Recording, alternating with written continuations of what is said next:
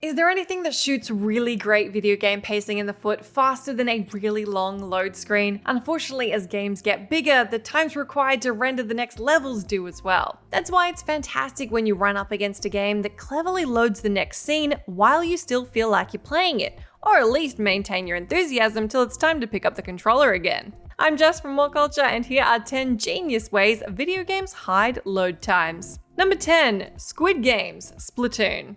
Now, Nintendo's a company that tends to be pretty on top of things when it comes to fan service. In their colourful multiplayer game Splatoon, you're probably gonna want to play online, but those lobby wait times can be kind of brutal. This is where one of the Wii U's few selling points, the dual screen, comes into play. While you wait on the main TV screen to be matched with teammates and opponents, there are a number of cute little mini-games available for you to play on the gamepad, each involving a small and agile squid. The default minigame is Squid Jump, a game that involves you jumping to increasingly high platforms trying to escape some rising water. But if you introduce your collection of amiibos into the mix, you're able to unlock 3 additional minigames: Squid Ball, Squid Racer, and Squid Beats. Often you get so engrossed in these games that you'll even end up missing the start of your online match. And what makes this entry even rarer is that due to the lack of a dual screen on the Nintendo Switch, Splatoon 2 no longer has this option, which is a shame. Number 9. Comms Crawls, Gears of War series.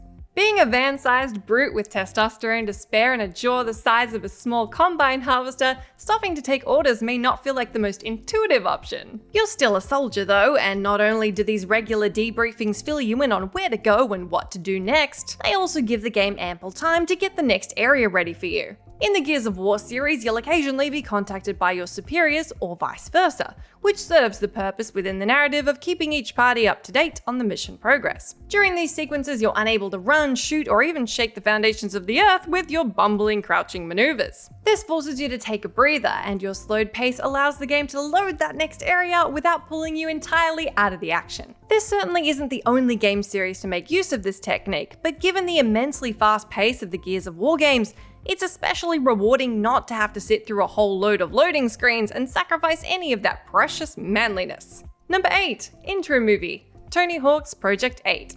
Being a series named after a real-life sports personality, it probably doesn't come as a surprise that the Tony Hawk games feature plenty of live footage of skateboarders showing off their kickflips. The first installment in the Pro Skater series included a reel of these just before the game's main menu, and 2006's Project 8 does much the same, though with a couple of intriguing twists. Obviously, the first change you'll notice is that this video is fully computer generated, with Tony Hawk and others represented in the style of the game's graphics. More interestingly, however, is that for the PS3 version, the cinematic plays the first time you insert the disc into the console. This may seem like just a nice way of acclimatizing you to the game's atmosphere, but what it's actually doing is hiding part of the installation process, a loading screen you almost always dread seeing. As soon as it's over, the game's installed and you're good to go.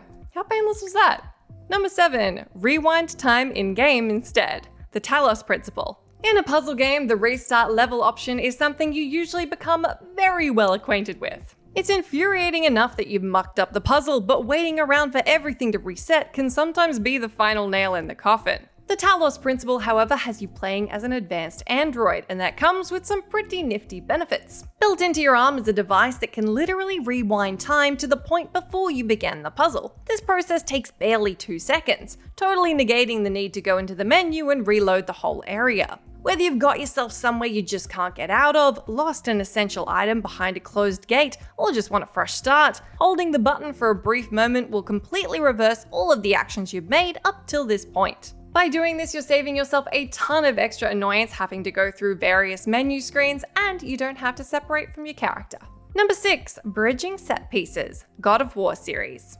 While many video games may be known for this crafty little trick, good lord does God of War do it better than almost anybody else. You'll notice this from the very first installment right the way up to Kratos' bearded 2018 outing. Basically, anytime you come across a long and fairly empty pathway, a treacherous wall climb, or a set of stairs going on for ages, you're essentially buying the game some time to seamlessly load the next area. After all, the legendarily angry Kratos is not one to wait around behind a pesky loading screen. With the fixed camera perspective of the first 3 games, this technique was far more common in the early years of God of War. It does show up briefly in 2018's God of War though, as before a wide open section in the realm of Helheim is a short S-shaped crevice that Kratos and Atreus must crouch underneath to get through. Granted, these kinds of things aren't the most fun things you'll be looking at in a video game, but between that and a black loading screen for 30 seconds, I know what I'd choose. Number 5. Planet Hopping. Ratchet & Clank series. The amount of planets available for you to explore in each Ratchet & Clank is truly impressive, and makes you feel like a bona fide interstellar explorer. Of course, you don't just teleport magically from world to world. These kind of trips take time and a sturdy vessel to get you from A to B. In the early entries of the series, you grow oddly attached to your trusty spaceship, which is largely down to the repeated shots of it zooming through space every time you travel to another planet. There are usually no more than 3 of these clips before the world appears in your view, and each of them are different. The length of this sequence is realistic in that it really feels like you're actually on a journey and not just being dropped into the next level after a loading screen. Your investment gets deeper every time your ship is upgraded, as you're eager to see those shots of your new ride as it soars towards your destination, and each subsequent flight becomes a lasting reminder of how far you've come. Number 4. Door animation. Resident Evil. A game as revolutionary as Resident Evil was bound to have a pretty good trick up its sleeve when it came to dealing with this issue, and it's such a good trick that it persisted not only through the series' early games but also the remakes. The fixed camera rooms of the mansion create a haunting inflexibility about the environment you're trapped in, and most of the time, the only way to get from one to the other is via a creaking old wooden door. Interacting with these doors triggers a scripted animation in which the door is slowly pulled open to reveal a pure black expanse behind it. And as the camera goes through, you'll suddenly find yourself in the next room. The sequence is meant to amp up the tension as you continue your exploration. Some games even include a jump scare or two here, but basically what it's doing is covering up the time it's taking to load the next area. So memorable was this section that Resident Evil's GameCube remake, which all but eliminates the loading times, deliberately replicates these doorway pauses to reinstate the original's drawn-out creepiness. Number 3. Chalice Dungeon Lifts. Bloodborne. Pretty much every From Software game, from Demon's Souls to Sekiro, features long elevator rides that eliminate the need to stop and load the next area. But one place you really notice this impressive transition is in Bloodborne's polarizing procedural tombs, the Chalice Dungeons. If you can look past the dull grind that most of these dungeons consist of, you may just begin to appreciate the fact that you can get from start to finish without seeing a single loading screen. The deepest Chalice Dungeons can contain 4 levels, each separated by a lift at the end of the boss arena. These levels are loaded in real time, and the time it takes you to descend in the lift is just enough time for the level to populate by the time you arrive. Want to see something really impressive? If you come across a wide open room with creaking wooden bridges stretching across it, falling off the edge can sometimes result in you plummeting straight down to a lower part of the dungeon, which it will notify you of just as the "You died" text appears. Love them or hate them, the Chalice Dungeons are huge, detailed environments, and for them to be able to load in without having to throw you to a loading screen is pretty darn impressive. Number 2. Warmup Halls. Mega Man, 1987. The Mega Man series as a whole is fiendishly hard, and the one that started it all gave rise to that reputation for a very good reason. With boss fights as tough as these, having a special hallway before each one not only gives you warning that they're coming, but also serves to mask the loading screen that would otherwise have ruined your fun. These hallways have a unique wall texture that varies between each one, and are usually filled with spikes, pitfalls, and enemies that leap all over the place. The narrow space really feels like some kind of preliminary gauntlet before an upcoming test, which in turn heightens the superior status of the bosses, shut away from all the lowly fodder enemies. But the purpose of these areas isn't just to build suspense, it's also to have a sparse enough area that it can load the next arena in the background, more likely the arena that will cause your inevitable demise.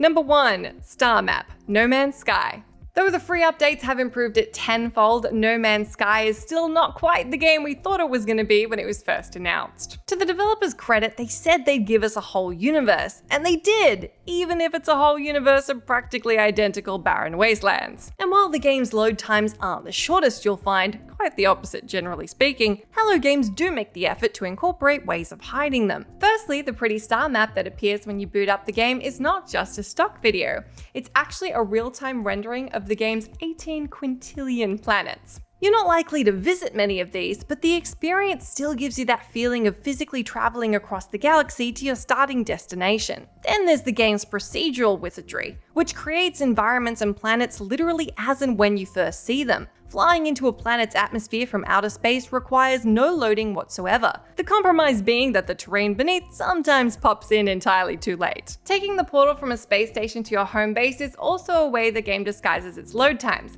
though given the amount of time that takes, it might be a stretch to include it. Let me know down in that comment section if you've noticed any other great ways that games hide their loading screens. As always, I've been Jess from WhatCulture. Thank you so much for hanging out with me. You can come say hi to me on my Twitter where I'm @JessMcDonald, but stay tuned to us here for plenty more content.